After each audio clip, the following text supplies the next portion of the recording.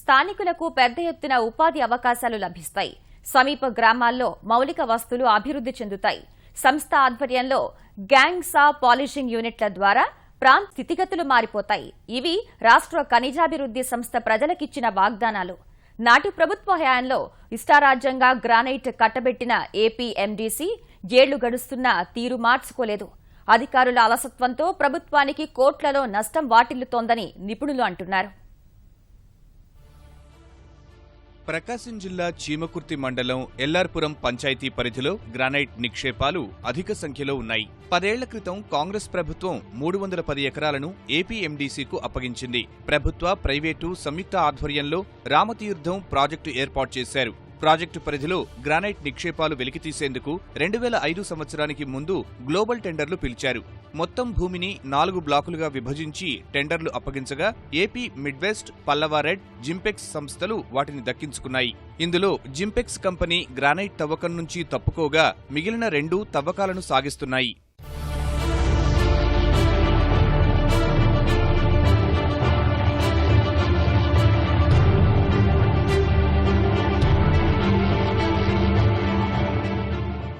నాడు టెండర్ల నిబంధనల ప్రకారం మొదటి ఏడాది 20%, 2 ఏళ్లలో 40%, ఈ తరహాలో 5 ఏళ్లలో ముడి బ్లాకులను చీమకుర్తి ప్రాంతంలోనే పాలిషింగ్ చేయాలి. ఆ దిశగా సంయుక్త రంగ కంపెనీలు పాలిషింగ్ యూనిట్లు స్థాపించాలి. తద్వారా స్థానికులకు ఉపాధి కలుగుతుంది. నిబంధనలు బాగానే ఉన్నా అవి అమలైన దాఖలాలు కనిపించడం లేదు. ముడిరాళ్ల అమ్మకం ద్వారా ప్రభుత్వ ఆదాయానికి పెద్ద ఎత్తున గండిపడుతోంది. 44,500 గవర్నమెంట్కి రాయల్టీ కడితే ఏపీ మిడ్వెస్ట్ కానీ పల్లవారెడ్డి కానీ ఒక్కొక్క క్వారీ 800 నుంచి 1500 మీటర్లు తీశారు.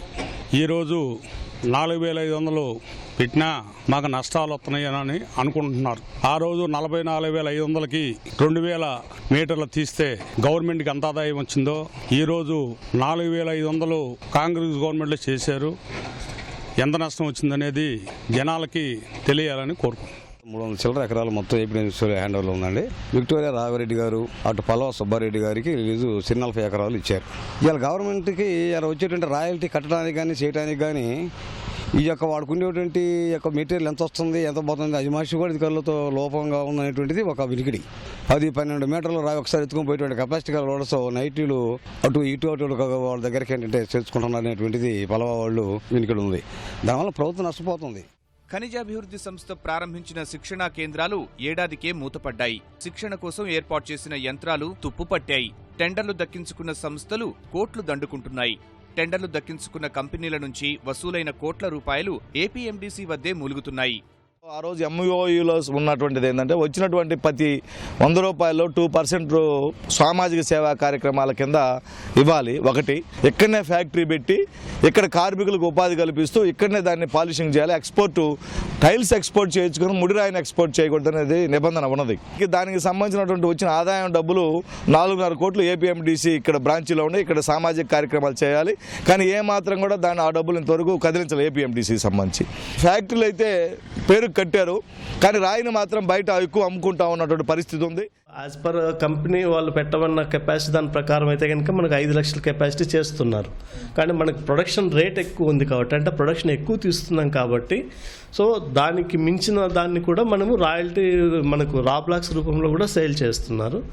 యాజ్ పర్ అగ్రిమెంట్ ప్రకారం ఏంటంటే టర్న్ ఓవర్లో 10% కానీ ఈ 1.5 టైమ్స్ కన్సిడరేషన్ పే చేసే దాంట్లో 1.5 టైం కన్సిడరేషన్ ఏది ఎక్కువ అయితే అది కార్పొరేషన్కి పే చేయాల్సింది ఉంటుంది. జాయింట్ వెంచర్ కంపెనీస్ నుంచి మనము ఇన్ఫ్రాస్ట్రక్చర్ డెవలప్మెంట్ ఫీ అన్నది కూడా కన్సిడరేషన్ మీద 5% ఎవ్రీ ఇయర్ వాళ్ళు ఏదైతే కన్సిడరేషన్ పే చేయాలో దాని మీద 5% తీసుకుంటున్నాము. అందులో నుంచి ఇప్పటికీ ఒక 45 lakhs స్టూడెంట్స్కి స్కాలర్షిప్స్ రూపేణా ఖర్చు చేయడం జరిగింది. మరికొంత నిధులు దాదాపు 4 కోట్ల దాకా కార్పొరేషన్ వద్ద ఉన్నాయి. ఏళ్ల తరబడి నిబంధనలు అతిక్రమించిన సంస్థలపై ప్రస్తుత ప్రభుత్వం దృష్టి సారించి తమ ప్రాంతానికి న్యాయం చేయాలని స్థానికులు కోరుతున్నారు.